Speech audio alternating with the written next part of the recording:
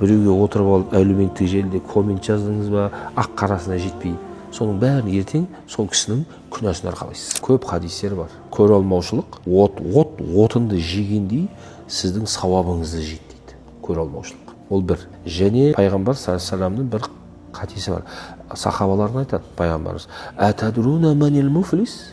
Муфлис деген адамды білесіңдер ме дейді. Муфлис дегеніміз сөзбіз аударсақ банкротқа отырған адам. Қолында барынан айырылып қалған адам. Пайғамбар солай дейді. Қолында бар нәрсесінен айырылып қалған адам жайлы білесіңдер ме дейді. Сахабалар айтады: "Я Расулалла, білеміз. Мән ла лаху дирхамун ва ла мата", ешқандай қолында бар дирхамынан, қолындағы байлығынан айырылып қалған адам. Сол банкротқа отырған адам дейді. Пайғамбар жауап дейді: негізгі муфлис, яғни банкротқа түскен адам, қиямет күні Алланың алдына таудай амалдарымен келеді дейді.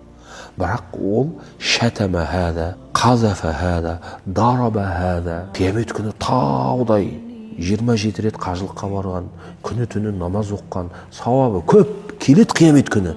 Бірақ тіліменен біреуге зиян берген, біреуге жала жапқан, қолымен біреуге зиян берген дейді. Сол амалдары мынаның бүкіл сауабын жеп қояды дейді. Тіпті жеп қойғаны былай тұрсын, сенің кей кезде күнәңіз артып, мына жақта сауабыңыз түгесіледі ғой. Сіз біреуге зиян бердіңіз ғой, тіліңізбен қолың, соның күнәсін арқалай бастайсыз. Біреудің хақысына кірген болсаңыз, сіздің сауабыңызды алып қояды.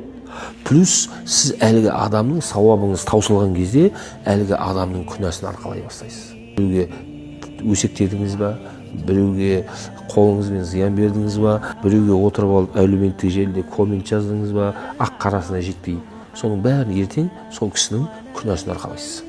Шын, қазір Алла тағала сауап қалай табу оңай мына заманда. Каспиймен бір ғана бас жібересіз, садақа беріп жібересіз. Африкаға жіберсеңіз де болады. Тап солай күнә жасау да оңай.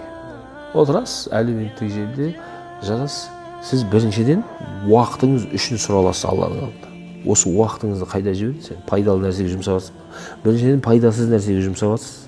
Екіншіден тек қана пайдасыз нәрсеге уақыт жұмсап жатқан жоқсыз. Сіз алып оған коммент жазасыз. Сіз білмейсіз, анау шынымен солай ма, олай емес пе, ақ қарасын түсініп тұрған жоқсыз. Бірақ сіз аласыз да біреудің зұлымдығына ортақтасасыз. Немесе біреуге ғайбат айтасыз, немесе біреуге жала жабасыз. Сөйтіп күнә арқалайсыз. Күнәні де оңай табу.